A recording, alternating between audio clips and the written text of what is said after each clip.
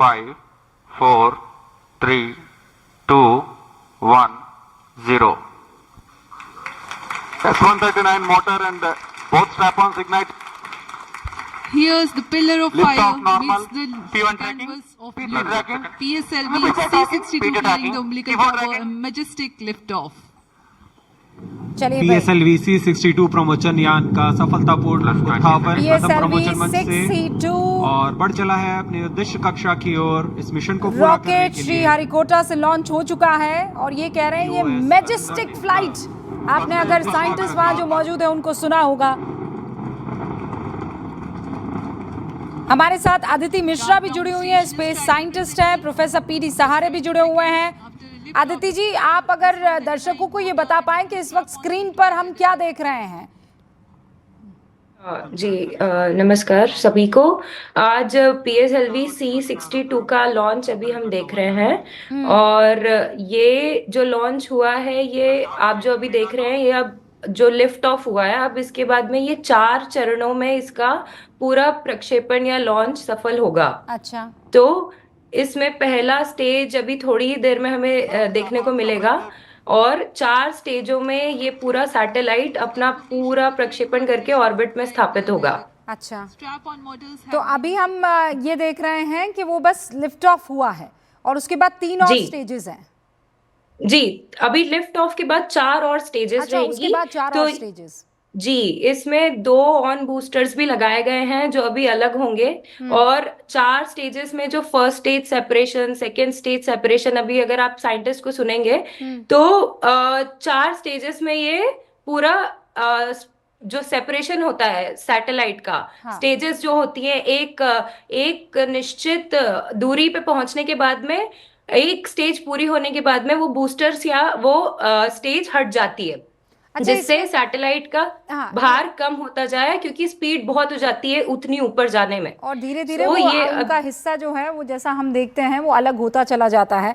हमारे साथ प्रोफेसर जी। सहारे भी मौजूद हैं। प्रोफेसर सहारे, ये जो 4 स्टेजेस हैं अब लिफ्ट ऑफ के बाद, इसमें कितना समय लगता है? मतलब कब हम कहते हैं कि मिशन सक्सेसफुल? इसमें करीब करीब 10-15 मिनट तो लगेंगे, ऐसा मुझे लगता है। तो एक अभी तो लिफ्ट ऑफ हुआ है, उसके बाद में पहली स्टेज शुरू होगी। उसका जो है रॉकेट या जो पार्ट है वो डिस्कनेक्ट होगा, फिर उसका वेट कम कम, जैसे कि मैडम ने भी कहा, तो उसका वेट कम कम होते जाएगा और उसकी स्पीड बढ़ते जाएगी और फिर लास्टली जो है कि अपने ऑर्बिट में वो स्थापित किया जाएगा। तो ये DRDO की तरफ से डेवलप किया गया है प्रोफेसर सहारे। इसकी खासियत क्या है? अन्वेषा हमारे लिए क्यों जरूरी है, भारत के लिए? देखिए, जो रिमोट सेंसिंग होता है, हाँ। तो वो धरती की हर जगह की जो इमेजेस ले जाती है और उसको प्रोसेसिंग किया जाता है। तो ये यूजुअली जो भी प्रोसेसिंग या जो भी इमेजेस लिए जाते हैं, वो विजिबल स्पेक्ट्रम में ही होती है, लेकिन इसमें जो हाइपर स्पेक्ट्रम है उसमें IR स्पेक्ट्रम भी है, तो ये अंधेरे में भी उसकी जो है इमेजेस ले सकते हैं। और इसमें जो जैसे कि हम कहते हैं कि एक एक्सरे लिया और उसके बाद में CT स्कैन लिया, तो वो जो अंतर है उसमें, उसी तरह का अंतर इसमें आएगा कि ये जो उसके स्लाइसेस जो लिए जाएंगे और वो सारे एंगल्स में लेकर के फिर उसमें उसका 3D मॉडल जो और 3D इमेजेस जो बनाई जाएगी और ये सारा ऑनलाइन होगा। और आजकल जो AI है उसको भी इसमें रोप इन किया गया है। हाँ। और वो ऑनलाइन ही इसका स्पेक्ट्रम सारा स्कैन करके और हर स्पेक्ट्रम में वो लिया जाएगा, तो इसकी जो इमेजेस है वो डीप, क्योंकि ये 3D है इसलिए वो डीप इमेजेस भी यूज।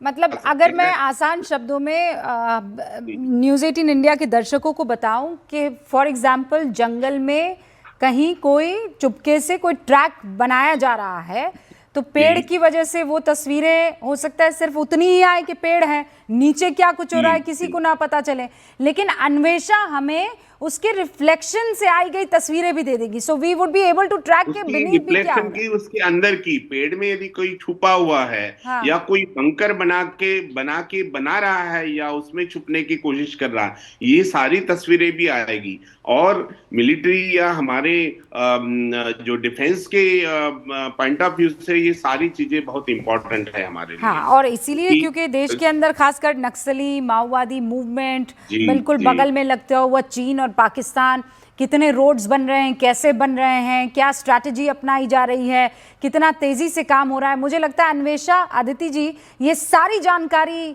हमें दे देगी। जी मैडम, जैसे सर बता रहे हैं कि ये हाइपर स्पेक्ट्रल इमेजिंग यूज कर रही है अन्वेषा। हाँ। इसका मतलब ये होता है कि सैकड़ों से ज्यादा नंबर में पिक्सल के साइज के डेटा आएंगे इसरो के पास में। हाँ। छोटे छोटे डेटा आएंगे और वो क्यूब के आकार के होंगे, और फिर उन टुकड़ों को जोड़ा जाएगा और पूरे उस एरिया का स्कैन, एक इमेज आ जाएगी जिसमें सर जैसा बता रहे थे कि अंदर अगर कुछ बना होगा जो सामने से नहीं दिख रहा है या जो ऊपर सैटेलाइट्स कैप्चर नहीं कर पाती हैं, वो पूरी इमेजिंग बन जाएगी टुकड़ों में, जैसे हम टुकड़े जोड़ के और पूरी तस्वीर बनाते हैं। सो ये हाइपर स्पेक्ट्रल है, ये इंफ्रारेड पे भी काम करती है, विजिबल लाइट पे हम लोग काम करते हैं जो हमें दिखती है विजिबल लाइट, जैसे आप पेड़ का बता रहे थे, पेड़ हमें दिख रहा है पर पेड़ के अंदर अगर कोई और टेक्नोलॉजी यूज हो रही है, कुछ और छुपा हुआ है, तो वो हमें नहीं दिख पाएगा। वो ये अन्वेषा पता लगा लेगी, छोटे छोटे टुकड़ों में डेटा आएगा, क्यूब के आकार में डेटा आएगा, और फिर पूरी तस्वीर बन के पूरा स्कैन हो जाएगा वो लैंड।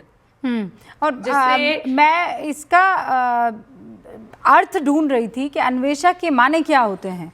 अन्वेषा का मतलब होता है खोज, तलाश, सत्य की निरंतर खोज जो है उसका मतलब है अन्वेषा, और अन्वेषा यही काम करते हुए प्रोफेसर सारे दिखाई भी देगी। मतलब जो दिख रहा है वो नहीं, जो नहीं दिख रहा है वो भी हमारे साइंटिस्ट पता लगा पाएंगे।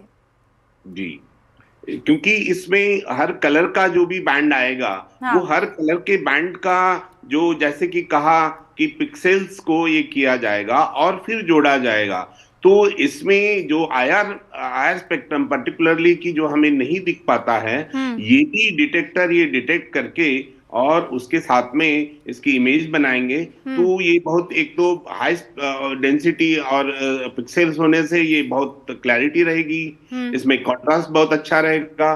उसके साथ साथ जैसे कि अंधेरे में भी ले सकते हैं, तो क्योंकि आईआर बैंड जो है वो अंधेरे में भी वो जो है कि इमेजिंग की जा सकती है, तो पेड़ में, छाया में या कहीं छुपा हुआ है वो भी उसमें से निकाल पाएंगे और हमें जो है कि उसकी पूरी जानकारी, आई जैसे थिंक दर्शकों को ये बात अब अच्छे से समझ में आ गई होगी कि जो डीआरडीओ ने ये अन्वेषा को विकसित किया है उसका मकसद क्या है।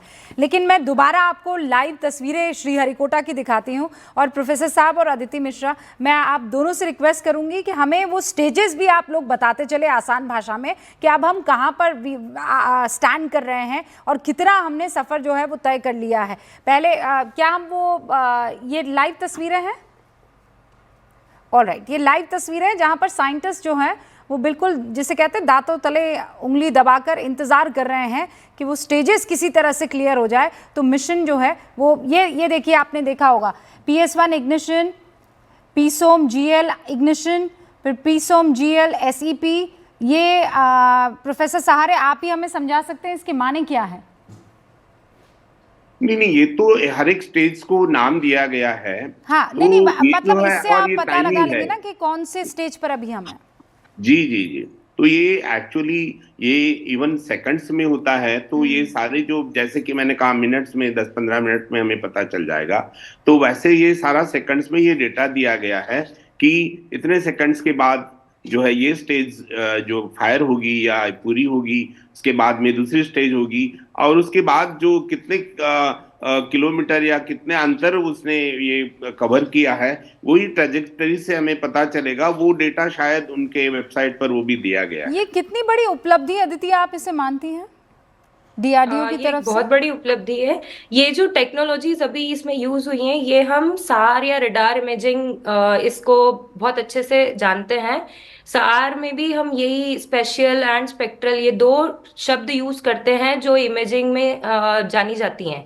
इस सैटेलाइट में जो हम यूज कर रहे हैं टेक्नोलॉजी C62 में, ये वही spatial and spectral imaging technology use कर रहे हैं जो शायद भारत ने पहली बार आज लॉन्च करी है खुद की ऐसी सैटेलाइट जो इन टेक्नोलॉजीज पे भारत को डेटा देने वाली है। ये रक्षा के क्षेत्र में बहुत इंपॉर्टेंट है, क्योंकि अब हमें वो सारी जानकारियां मिलेंगी जो आज तक जो अभी हमारी डिफेंस सैटेलाइट्स हैं वो नहीं प्रोवाइड कर पा रही हैं कुछ कुछ बैंड्स में। जैसा कि सर बता रहे थे कि ये आईआर पे भी वर्क करती है। आईआर मतलब इंफ्रारेड। इंफ्रारेड ऐसी बैंड होती है जो हमें नहीं समझ आती, ना हम उसे पहचान तो पाते, ना इससे हमें पहले दिख तक पाती जब है। हमें इस तरीके की इमेजेस चाहिए होती थी तो हम बाहरी देशों पर निर्भर करते थे कि वो साझा करें जी हमारे साथ इंफॉर्मेशन।